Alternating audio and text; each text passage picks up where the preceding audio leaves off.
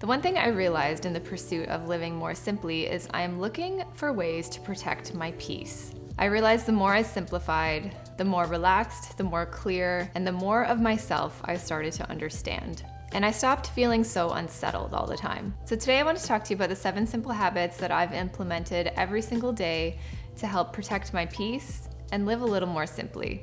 The first habit that helps me live a little more simply and helps protect my peace is by setting boundaries around my phone usage. And I especially want to set boundaries around this first thing in the morning and before I go to bed, because you want to be able to start and end your day with some sense of calm. So setting boundaries around phone usage is a way that you can really limit anything that might trigger you into feeling anxious, into feeling overwhelmed, and even into feeling like you're comparing yourself or wasting your time. You're not missing anything by not checking your phone first thing in the morning, and that email can wait another hour or so. The second way I've learned to protect my peace and live a little more simply is by spending time on what actually interests me and setting boundaries around the things that don't. Time is your greatest asset, and so is your energy. And when I learned to prioritize that energy and focus it in on what was important to me, instead of trying to dole it out and serve it to other people to make them happy, then I started to understand the things that I enjoyed doing genuinely for myself. And I was also able to learn how to say no to the things that I just simply didn't want to do or didn't enjoy. Whether it's learning another language, DIYing your home, learning to upcycle, I think it's important to embrace what interests you and not be embarrassed about it, because it's something that feeds you and feeds your energy. And in that way, it protects your peace. Which brings me into today's sponsor, Babbel. I'm so excited to be working with them again, and they just launched their new live tutoring platform, Babbel Live. If you're anything like me, then you really get a lot of value from small group and individualized one-on-one learning. Bonjour. Ça va bien, merci. Especially when it comes to learning a new language, I think this is a great way to practice it and have the opportunity to learn a new language and about a new culture from real live people. The one thing I kind of realized when I started learning my French was that it was really difficult to practice, and when you don't use it, you lose it. So with Babbel Live, I've been able to practice my pronunciation, be corrected in real time, and there's so much nuance to languages and other cultures that these one-on-one classes really reveal to you more than an app ever could. I don't know, there's just something about learning from a human being. You get what I'm saying? The Babbel Live classes are really small, maximum of 6 people. They offer classes at all kinds of different levels. I am definitely at the most basic one.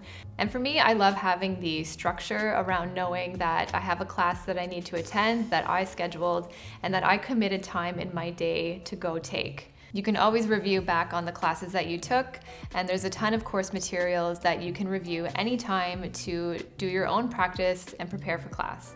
Okay, I just got off my very first Babbel Live, and my accent is terrible, but now I can order a croissant in Paris if I wanted to. So if you were interested in learning a new language from real live people, you can check out the link in the description to sign up for Babbel Live and get 50% off. Thanks again to Babbel for sponsoring this video. Maybe I'll see you in a live class. I'm taking French, level 1, and let's get into the rest of it.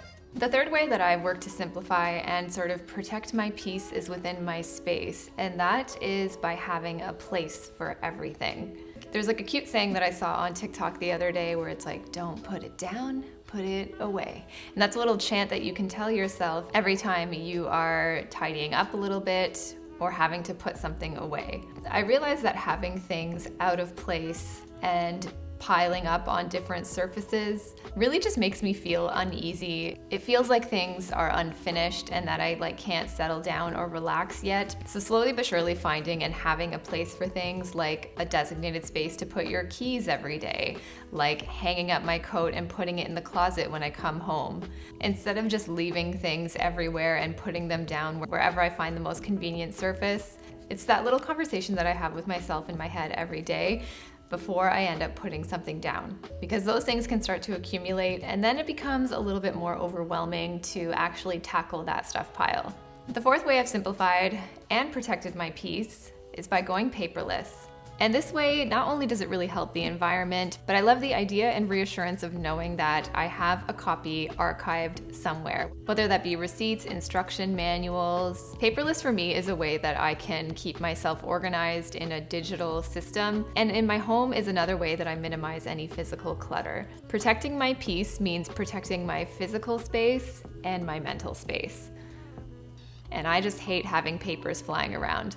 Tip number 5 is to automate your payments. And this is because it takes a lot of mental energy to remember when your bills are due, how much you have to put where. Automation has been a great way that I have minimized any mental anguish, and that just saves me a little bit of extra energy and time so that I can focus on something else that may be more important. Juggling your finances can feel pretty complicated, so any way that you can simplify your life and automate it and kind of remove that human error, it's a great way to minimize stress, simplify, and in a way, protect your peace.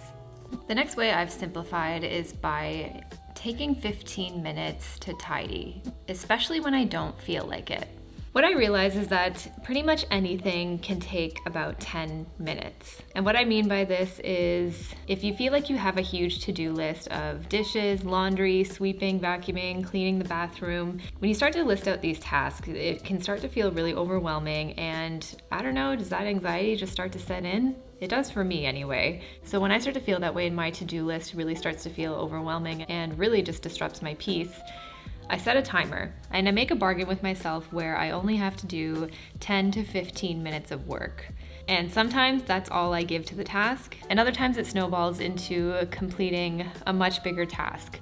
But all I did was just get started and commit to something small and simple that I knew I could do. It only takes 10 or 15 minutes, and if that's all you want to do, then that's all it really has to be.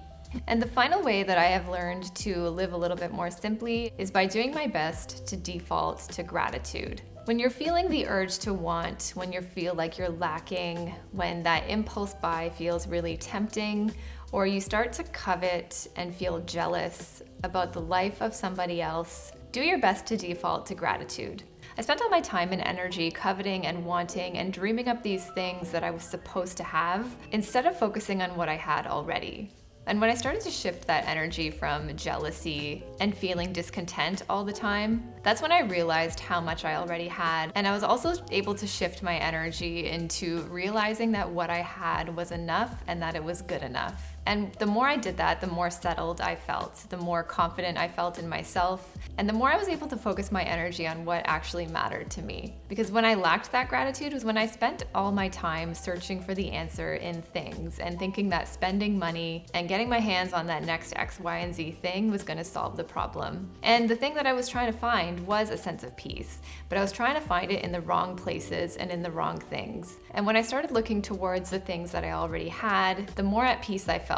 And let me tell you, it is not always easy to do this. It's not a default setting for me, but it's one that I'm trying to work on. But the more gratitude you have, the more I realized, the more chill things get. So those are some of the ways that I have worked to simplify and protect the peace in my life. Some of them are really easy and kind of no-brainers to implement, while others take a lot of work and energy to get started and to maintain.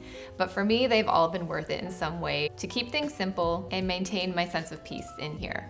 Thanks so much to Babbel Live for sponsoring this video, and if you were interested in taking some live language classes yourself, you can check out the link in my description to get 50% off. Maybe I'll see you there.